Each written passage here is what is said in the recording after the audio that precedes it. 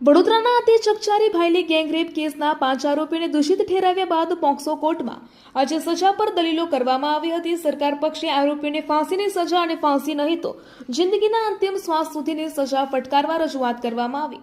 POCSO court 31મી ઓગસ્ટે સજા સંભળાવશે। સજાની દલીલ સમયાશે આરોપીઓને વિડીયો કોન્ફરન્સથી હાજર રાખવામાં આવ્યા।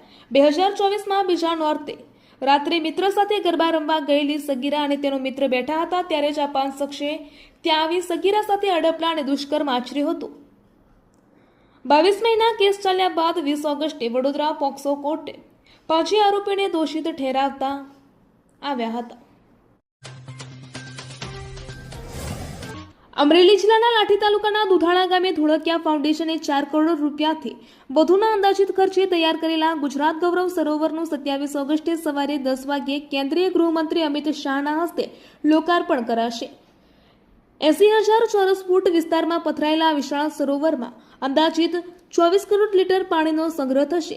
ગાંગડિયા નદીના 57 કિલોમીટર વિસ્તારમાં 40 ચેકડેમ અને સરોવર બનતા અમરેલીના ખારાપટમાં લીલાછમ ખેતરો લહેરાશે।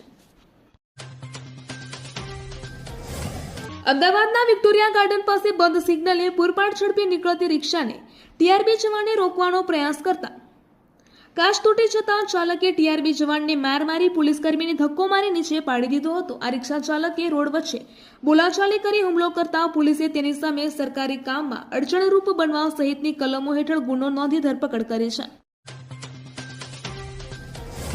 વડોદરાના માંજલપુર અલવાનાકા વિસ્તારમાં શાકભાજી ખરીદીને પરત ફરી રહેલા 50 વર્ષીય આધેડના પગ ઉપર લારીનું પૈડું ચડી જતા તેમણે સંભાળીને ચાલવાનું કહ્યું હતું। આ બાબતે ઉશ્કેરાયેલા લારી ચાલકે મારી નાખવાના ઈરાદે પ્લાયવુડના પાટિયા વડે આધેડના માથામાં 6 સેકન્ડમાં ઉપરા છાપરી ઘા ચીંકી દીધા હતા। આધેડ છેલ્લા ઘામાં જમીન પર ઢળી પડ્યા હતા અને ગંભીર ઈજા થતા ખાનગી હોસ્પિટલમાં ખસેડવામાં આવ્યા છે, જ્યાં તેમના નિવેદનના આધારે પોલીસે હુમલાખોરો સામે ગુનો નોંધ્યો છે। વડોદરાના કારેલીબાગ વિસ્તારમાં રહેતા આધેડ પર તેમના ઘરે કામ કરતી પરિચિત મહિલાએ રહેવા માટે મકાન આપવાની આદાવત રાખી મહિલાના પતિ અને તેના સંબંધીઓએ ભેગા મળી લાકડાના દંડા વડે ગડદાપાટુનો ઢોર માર મારી જીવલેણ હુમલો કર્યો હોવાની ઘટના સામે આવી છે। ગંભીર રીતે ઈજાગ્રસ્ત બનેલા આધેડને સારવાર અર્થે હોસ્પિટલના આઈસીયુ વોર્ડમાં દાખલ કરવામાં આવ્યા છે। આ સમગ્ર મારામારીની ઘટના સીસીટીવી કેમેરામાં કેદ થતા પોલીસે ફૂટેજના આધારે વધુ તપાસ હાથ ધરી છે। વેરાવળ શહેરના ગાંધી ચોક વઘારિયા બજારના કોર્નર પાસે આવેલા પીજીવીસીએલના સબસ્ટેશનમાં અચાનક આગ લાગતા ભારે દોડધામ મચી ગઈ હતી। આ આગની જાણ થતાં જ સ્થાનિક વેપારીઓ દ્વારા પીજીવીસીએલ તેમજ ફાયર વિભાગને જાણ કરવામાં આવતા તેઓ વેરાવળ ફાયર બ્રિગેડની ટીમ તાત્કાલિક ઘટના સ્થળે પહોંચી હતી અને પાણીનો મારો ચલાવી આગ ઉપર કાબુ મેળવ્યો। ભાવનગરમાં 18 ઓગસ્ટના રોજ લઠ્ઠાકાંડના 5 દિવસ બાદ કેન્દ્રીય રાજ્યમંત્રી નીમુબેન બામણિયાને જ્યારે હવે પીડિતો યાદ આવ્યા હોય તેમ આજે સરટી હોસ્પિટલની મુલાકાતે પહોંચ્યા હતા। 13 લોકોના કરુણ મોત પછી હવે નીમુબેને હોસ્પિટલની વ્યવસ્થા અંગે ઉચ્ચસ્તરીય બેઠક યોજીને મલ્ટી સ્પેશિયાલિસ્ટ હોસ્પિટલના વિભાગો શરૂ કરવાના આદેશો આપ્યા છે। નોંધનીય છે કે હાલમાં માત્ર 2 લોકો જ દાખલ છે। યુરોપમાં ફ્રાન્સની રાજધાની પેરિસમાં ન ભૂતો ન ભવિષ્ય એવા પ્રથમ પરંપરાગત શિખરબદ્ધ હિન્દુ મંદિર એટલે કે બીએપીએસ સ્વામિનારાયણ મંદિરની અંતિમ તબક્કાની કામગીરી ચાલી રહી છે। આ મંદિરની પ્રાણ પ્રતિષ્ઠા નિમિત્તે 2 સપ્ટેમ્બરથી 14 સપ્ટેમ્બર દરમિયાન ભવ્યાતિભવ્ય સાંસ્કૃતિક કાર્યક્રમો યોજાશે। આખરે યુરોપની ધરતી પર પ્રથમ શિખરબદ્ધ હિન્દુનું મંદિરનું નિર્માણ કેવી રીતે શક્ય બન્યું?